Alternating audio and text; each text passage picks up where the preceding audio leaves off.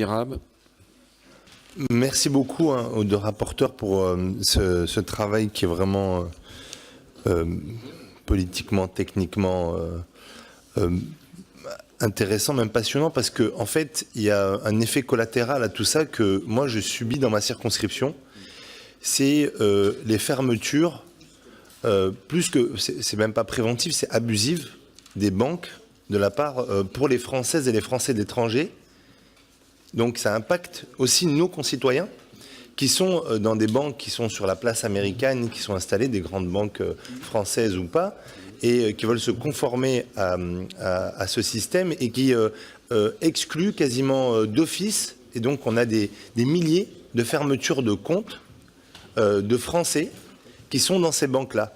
Et alors, pour elles et pour eux, enfin, j'ai pas encore complètement lu votre rapport, je ne sais pas si vous en parlez, mais qu'est-ce qu'on peut faire concrètement pour essayer d'éviter ces fermetures abusives? Voilà, merci.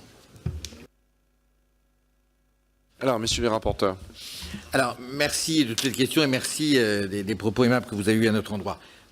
Le point qui nous a le plus effectivement surpris dès le départ, c'est que ce phénomène devrait être comparable dans tous les pays européens, voire les pays Canada, Mexique, etc. On n'en entend pas parler ailleurs, ou très peu. La cause, elle est très clairement l'attitude de nos banques. C'est l'attitude de nos banques qui crée cette différence. Parce qu'il y a eu ce fameux traumatisme, parce qu'également nous avons des grandes banques qui tout échangent avec les États-Unis, alors que peut-être certains pays, type Italie, voire Allemagne, ont des banques plus locales, qui ont moins cette contrainte. Mais en tout cas, c'est très net. Alors ceci dit, ça commence à apparaître. Aux Pays-Bas, ça y est, on est passé à la phase où ils se rendent compte des difficultés. On s'est également rendu compte au Mexique et au Canada que le taux de renonciation à la nationalité américaine s'est accru sensiblement. Donc ça veut dire qu'il y a un sujet. Donc ça c'est le premier point. Deuxième point, ce que disait notre collègue Coquerel, à la fois dans notre rapport, on a voulu être très concret et donner des solutions un peu pragmatiques pour nos concitoyens confrontés au sujet. Mais on a voulu aussi en faire un exemple, avec quelques guillemets, d'une forme d'impérialisme juridique américain très net, qui peut se déployer sur la question de l'Iran, qui peut se déployer sur la question du cloud, qui peut se déployer sur de multiples sujets. Mais là, on a un exemple très concret qui impacte très nettement nos particuliers. Je reviens à cette histoire, pourquoi ça ne touche pas les Italiens, pourquoi? Je crois que la question va finir par se poser aussi chez eux. Parce que si dans un premier temps les banques ne sont pas très exigeantes, le fisc américain, lui, continue sa progression. On est au début du processus. FATCA, c'est récent. Ce n'est pas les derniers Américains accidentels, c'est un sujet qui va s'accroître, parce qu'il y a de plus en plus d'échanges entre les pays.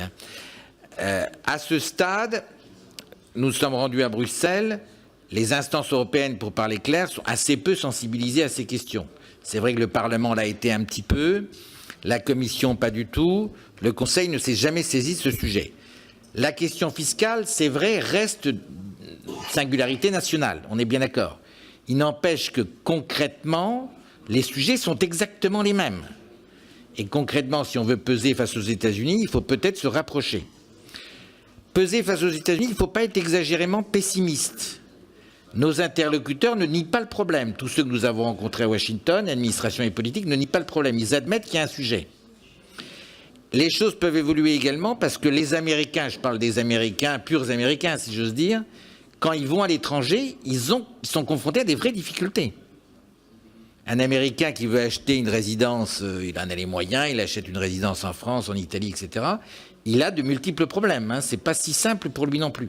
Donc de ce fait, les instances politiques américaines ne sont pas insensibles à ce sujet, et que ce soit du côté du parti républicain, c'est plus facile pour eux puisque c'était un texte d'Obama en quelque sorte, mais aussi du parti démocrate, on a des propositions qui sont sans doute pas à l'ordre du jour avant les élections de 2020, mais qui peuvent l'être après, pour faire très sensiblement évoluer le sujet. Donc il ne faut pas être complètement désespéré. Encore faut-il que notre gouvernement s'empare du sujet.